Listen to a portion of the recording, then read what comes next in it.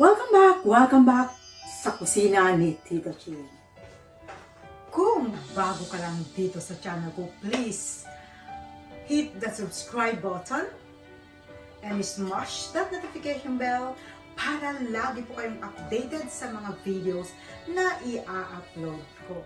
Eto guys, tanghalian na naman. Time check is 11:35 in the morning.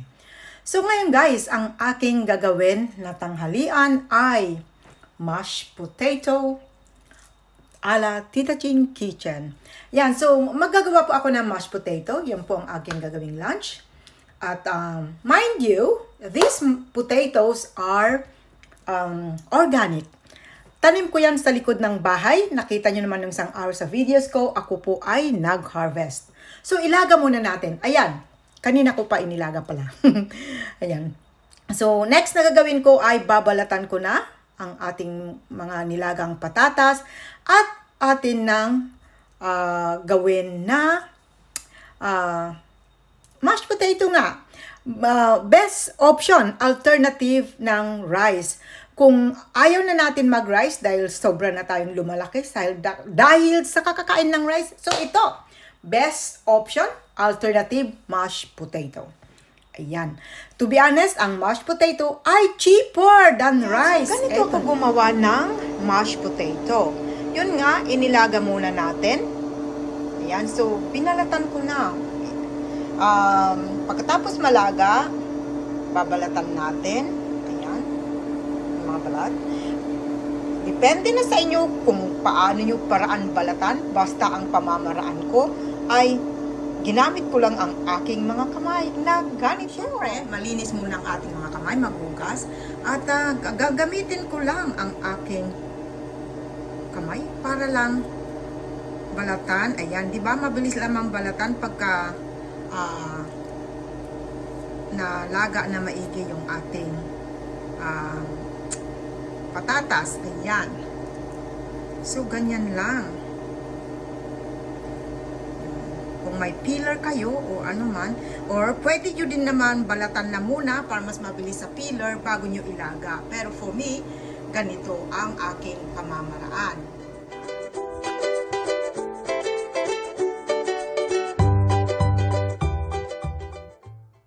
So ito, ayan, balatan na natin lahat.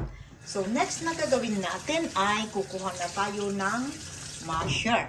Ayan, so para imamash na natin. So, ito lang po ang ating mga kakailanganin sa paggawa ng mashed potato. Ito pakita ko sa inyo. So, of course, yung ating boiled potatoes. Mayroon ako ditong, this is unsalted butter. Yan. Mayroon din po akong fresh milk. Semi-skim milk. Yan. Mayroon din po akong white ground pepper. Yan. And I have here a Himalayan salt. Okay. So, ang ating gagamitin lang sa paggawa ay mayroon akong masher. Tsaka, yun lang pang help. Aid ko lang pag nag-mash. Okay?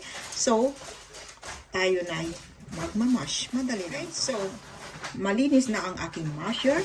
So, ayan. Baka medyo mahirapan lang ako dito dahil marami to eh. Ayan. Pero, so, ipagpatuloy ko lang na i-mash. Pagka durog-durog na, saka ko lagay yung iba pang ingredients. Okay, so, tuloy-tuloy.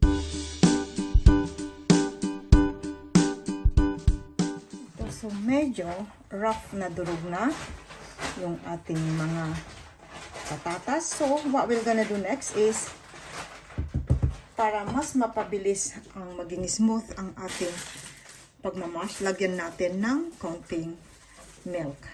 Yan. And then, atin na rin tuloy-tuloy na mash. Ayan. So, tuloy-tuloy ko lang i-mash. So, again, medyo smooth na. So, ilalagay ko na isunod yung aking butter. siguro isa-isahin ko muna. Para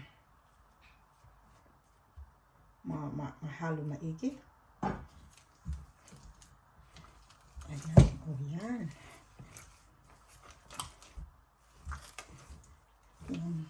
Mas mapabilis din or magiging smooth lalo pagka mayroon na siyang butter. Ayan, silagay ulit natin. Ayan. So, tuloy-tuloy lang natin na i-mash hanggang magiging smooth talaga yung ating potatoes. You know what? Mahirap din guys mag-mash potato talaga kasi you need your strength. Yan. Okay, so ang aking ilalagay na para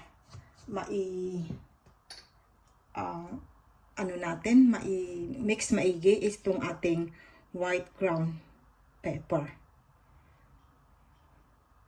Okay, wag ko muna ilagay lahat. And itong ating salt. Himalayan salt. Yan. Okay ko na nga lahat din. Right, okay. So, ating ulit ng imamash. Yan. So, ang gagawin ko maya-maya guys, para mas mabilis maging smooth, baka ilipat ko dito, konti-konti kung i-smash para mas mabilis. Kasi mahirap talaga durugin dahil marami to eh. Okay. So, tuloy-tuloy lang sinabi ko. Para hindi ako masyadong mahirapan para maging smooth, gagawin ko ng unti-unti. Ayan. So, ilipat ko dito. Then, kukunin ko yung mash ko ulit. Then, imamash natin para mas mabilis at talagang smooth talaga. Kasi mas masarap ang mashed potato kung smooth ba. Ayan. Para maging smooth yung ating mashed potato. Yan.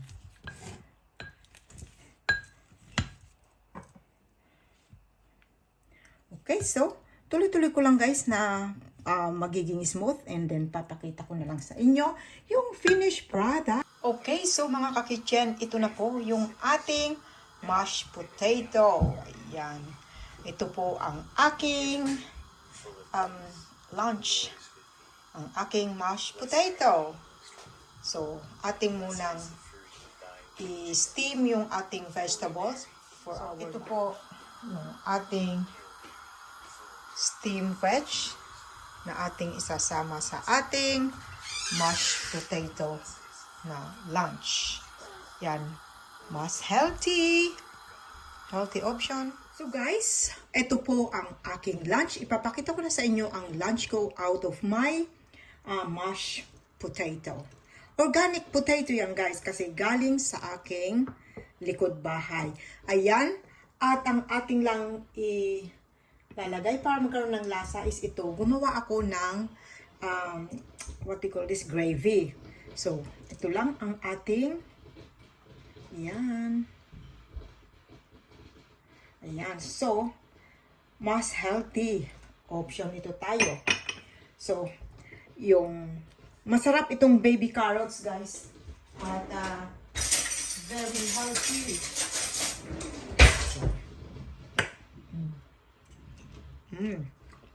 Yung carrots natin ay malutong pa. So, ayan guys. So, pang madalian, well, hindi talaga mahirap mag-mashed potato. Pero, instead of rice, ito ang alternative natin, mashed potato. Ayan. Okay? Makakain na ako guys. So, I hope you like it. Ang ating mashed potato na organic from the back garden ni Tita Ching Kitchen. See ya. Thank you so much for joining me in my premiere. Now, let's welcome my channel members. Please do connect and support to all of them as they are all very legit and very supportive. Thank you very much. Bye. Watching. See you soon in my next vlog. Keep safe everyone. Bye. Today's video